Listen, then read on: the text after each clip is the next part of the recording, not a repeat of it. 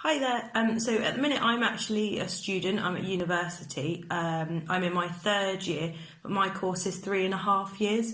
Often courses are only 3 years, but we have an extra half so that we can get a big chunk of placement done.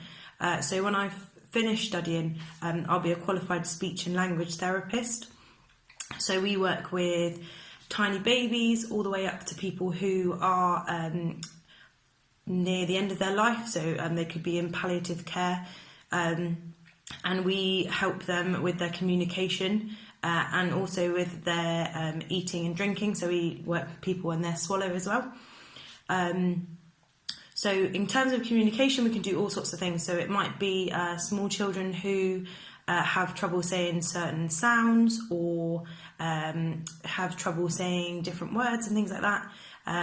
Or we can work with people who don't use speech as their main form of communication. So that might be that they use pictures, or they might use sign language, or different other methods, but not speech.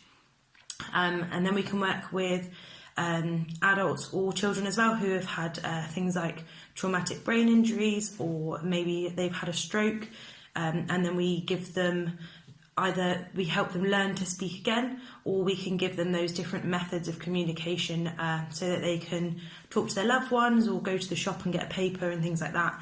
And then, we do the swallow side of things as well.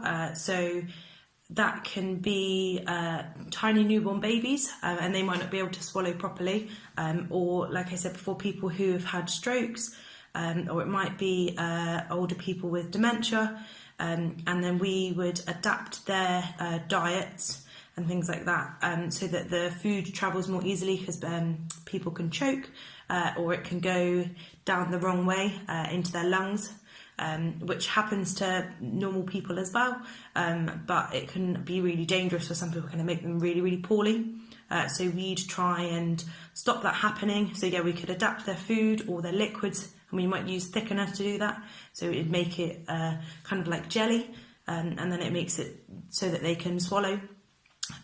Or we might have to be part of a team that decides that they can't have normal food anymore, and they might have to be fed through a peg, which is like a button through their tummy.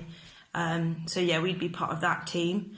But our main thing is communication in whatever form that may be. So that's me.